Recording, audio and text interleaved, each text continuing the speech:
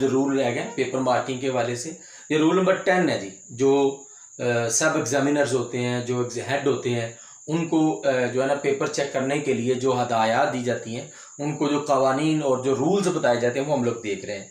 जो rule number 10 है वो ये कहता है कि अगर किसी उम्मीदवार ने मतलूबा तादाद से ज़ायद सवाल हल किए हों तो तमाम सवालात को जांचा जाए और मतलूबा तादाद में बेहतरीन, आगे ब्रैकेट में लिखा हुआ है, ज़्यादा नंबर लेने वाले सवालों को कबूल करके बकिया जायद लिख दिया जाए। अब इसका मतलब क्या, ये आपके लिए बहुत बहुत इंपॉर्टेंट रूल। इसका मतलब ये है कि अगर आपने 5 सवाल करने थे तो 5 में से आपने जो है ना वो 7 कर दिए, 2 जायद कर दिए। अब जिसके नंबर ज़्यादा होंगे ना वो सवाल जो है ना आपको उसके नंबर मिलेंगे। जिस सवाल के नंबर ज़्यादा होंगे वो शामिल किए जाएंगे आपके नंबरों में, बाकी जो है ना वो काट दिए जाएंगे। मतलब ये है, मकसद ये है कि अगर मिसाल के तौर पर मैं केमिस्ट्री की बात करता हूं, अगर केमिस्ट्री में आपने 5 सवालात हल करने थे, आपने कर दिए 7। अब 7 हल कर दिए, 2 में से आपको नंबर मिला 1-1 और बाकी में मिला जी 2-2 आपको मिले हैं, वो आपके 10 नंबर पूरे हो गए। और जो आपका गलत था या जिसमें से आपको 1 मिला है वो आपके नंबरों में शामिल नहीं होगा, उसको लिख दिया जाता है OA, ओवर अटेम्प्टेड, मतलब कि ये एक्स्ट्रा आपने सवाल किया है। तो ये रूल जो है ना आपके लिए बहुत इंपॉर्टेंट है, इसका समझना। आगे देखें जी, रूल नंबर जो 11 है, जवाबी कापी के अंदरूनी सफ़ात में इब्तदाई दर्जशुदा नंबरों में किसी वजह से रद्दोबदल करना पड़े तो इब्तदाई इंदराज को मिटाया मसख ना किया जाए बल्कि काबिल तरमीम नंबरों पर एक लकीर लगा। अब इसका मतलब ये है कि रूल नंबर 11 का मतलब ये है कि अगर एक सब एग्जामिनर, अगर एक उस्ताद मोहतरम पेपर चेक कर रहे हैं तो अगर उन्होंने मिसाल के तौर पर टोटल 10 होना था या टोटल 8 होना था तो उन्होंने 10 लिख दिया है। अब वो ये कह रहे हैं आपको, बोर्ड वाले ये समझाना चाह रहे हैं कि उसको मतलब कि उसके ऊपर ऐसे ना उसको किया जाए कि उसका नामो निशान ही खत्म हो जाए, उसके ऊपर क्रॉस लगा के उसके ऊपर बेसिक जो है ना अपने साइन किए जाए और फिर जो है ना उसके साथ जो दुरुस्त नंबर है वो लिखे जाए। उसके बाद ही रूल नंबर जो 12 है, जवाबी कापी किसी भी तरह के रेजर का इस्तेमाल मना है। मतलब जवाबी कापी जिसके ऊपर आप पेपर हल करते हैं वहां पे आप लोग जो है ना वो इंक रिमूवर या रेजर इस्तेमाल नहीं कर सकते। मारूजी तर्ज के सवालात में काट कर किसी भी तरीके से मिटाकर लेड पेंसिल से दोबारा, ये बात उससे भी ज्यादा इंपॉर्टेंट है। अब बच्चे क्या करते हैं, लेड पेंसिल का इस्तेमाल करते हैं, जो कच्ची पेंसिल का इस्तेमाल करते हैं।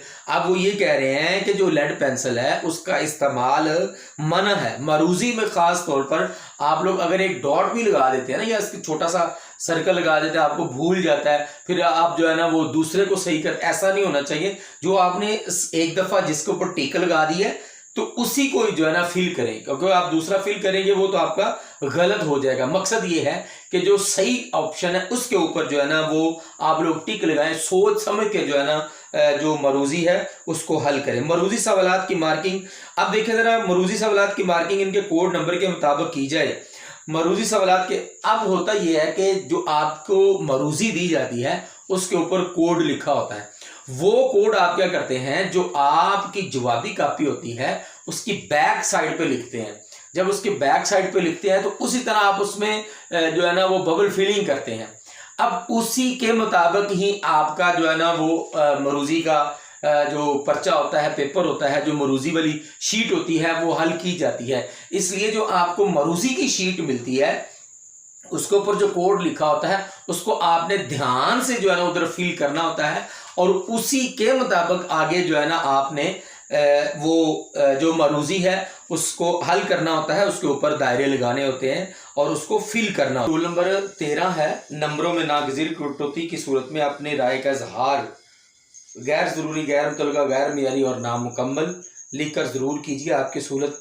अब देखिए, इसका मतलब ये है कि अगर आपने पेपर हल किया है और आपने सवाल गलत हल कर दिया, अब जो सब एग्जामिनर होंगे जो आपका पेपर चेक कर रहा होगा टीचर, वो नीचे वजह लिखेंगे कि आपका नंबर क्यों कट किया, कि आपका नंबर जो है ना वो सवाल आपका क्यों गलत हुआ। मिसाल के तौर पर आपने जो है ना वो सवाल कुछ और था और उसका जवाब कुछ और लिख दिया है, तो उसके ऊपर जो क्रॉस लगेगा नीचे, टीचर अगर 0 आपको देगा तो आपको नीचे वो शॉर्ट एक कमेंट होता है वो लिखेगा। अगर 2 नंबर हैं, आपको 1 नंबर मिला है या आधा नंबर मिला है, तो नीचे जो कमेंट है क्यों नंबर काटा गया है वो जो है ना टीचर लिखेंगे। उसके बाद जी रूल नंबर 14 है, अगर कोई उम्मीदवार, ये बहुत इंपॉर्टेंट है आपके लिए बच्चे, अगर आपने अपनी जवाबी कापी के ऊपर कोई भी अपना शनाख्ती नंबर लिखा, तहरीर किया, अपना मोबाइल नंबर लिखा, तो आपके खिलाफ बोर्ड जो है ना वो यूएमसी बनाएगा। जो वहाँ पे मुतलका जो वहाँ पे अमला होगा, जो आपका पेपर ले रहा होगा, वो जो है ना यूएमसी आपके खिलाफ बनेगी।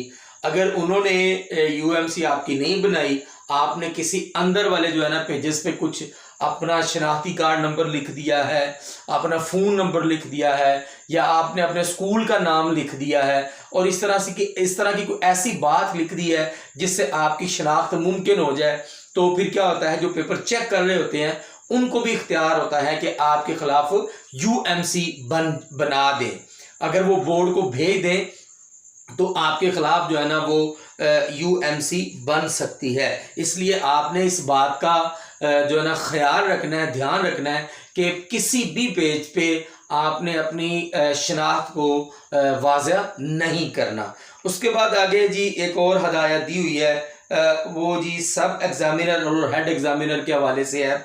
अगर सब एग्जामिनर की गलतियां ज़्यादा हो रही हैं तो हेड एग्जामिनर को जो है ना इस बात का इख्तियार है कि वो उनकी अच्छी तरह से रहनुमाई करें, ज़बानी रहनुमाई करें या तहरीरी तौर पर रहनुमाई करें।